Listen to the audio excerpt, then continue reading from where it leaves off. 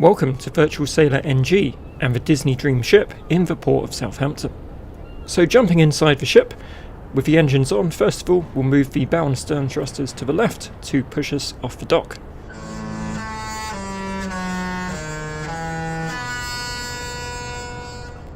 And now we've pushed away, I'm going to adjust the thrusters so the bow thrusters pointing left, stern thrusters pointing right.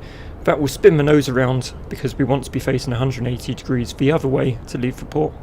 Today we're taking a short demo cruise from Southampton to the historic dockyard in Portsmouth. In Virtual Sailor NG you can sail anywhere in the world in real time as long as you have the scenery for it. The ship and scenery used in this video are linked in the description below, alongside a download link for the simulator itself on Steam.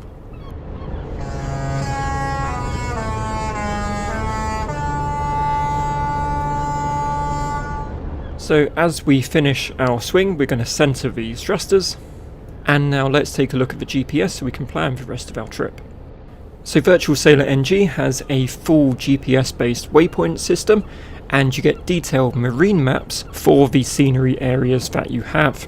Here we're plotting a series of waypoints that will take us out of Southampton port past the Isle of Wight towards Portsmouth. You'll see that as we click into the next scenery area, the map becomes less detailed, but as soon as we actually arrive in that scenery area, we get access to the same quality of marine maps that we had in Southampton. The simulator also supports autopilot and auto throttle for ships, so we set speed to 10 knots and switch it on.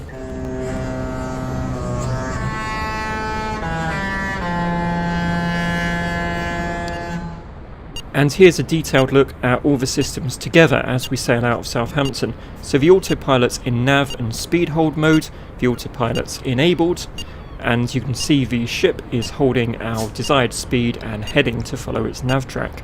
You can also see more detail about the plan on the right hand side of the GPS.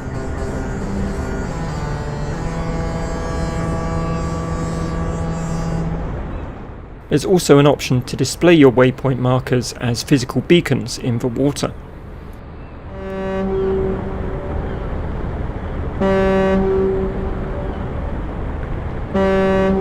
We also have the option of a moving map so you can watch your progress in real time.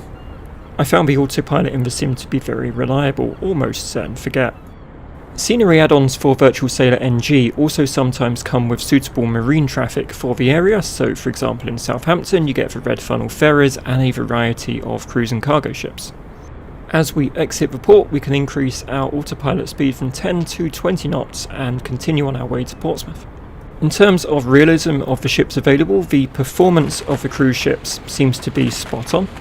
They generally all have a fully modelled bridge, and detail of the decks varies but is usually accurate enough to be recognisable. The selection of available ships to download is also huge, pretty much every major cruise line is represented.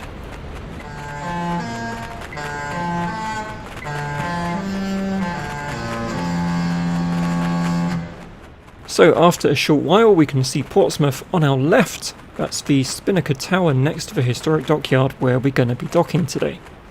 Now we've arrived in the Portsmouth scenery area, we've got those detailed marine maps available of the harbour. So we're working our way up the channel to the dockyard here. As you saw on the plan, there's a 90-degree turn as we enter the harbour, so before we hit that waypoint I'm going to bring the ship to a standstill, and we'll use the bow and stern thrusters to pivot the nose, so we'll end up facing towards that harbour entrance. I hope you're also enjoying the musical horns of the Disney Dream, which are all included with the ship. And as we finish spinning round, bring those thrusters back to centre, activate the autopilot, and we're going to set our speed to 10 knots as we head towards Portsmouth.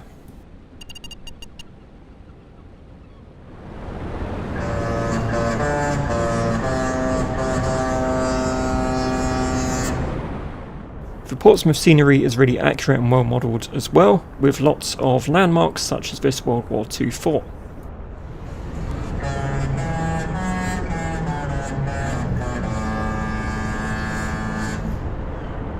So as we arrive into Portsmouth Harbour, we're going to reduce our speed to 5 knots because we're going to need to be crawling for some of these tighter turns and manoeuvres ahead.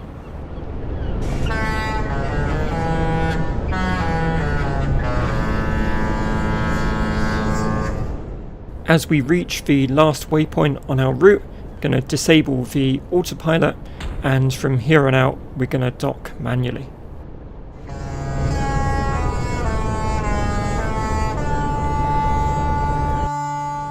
As we reach the historic dockyard, I'm going to bring the ship to a stop and start to swing the nose round to the right with the bow and stern thrusters. Just return that throttle to idle once we've slowed so we don't end up going backwards as well. The idea is to swing the nose round so our angle is parallel to the dock. You can also set custom camera angles on these ships if you find that static environment map on the bridge too distracting. And once the nose is swung around, I'm going to point both thrusters to the left to slide the ship sideways so it's lined up with the dock we want to enter, which is that one to the left of HMS Victory.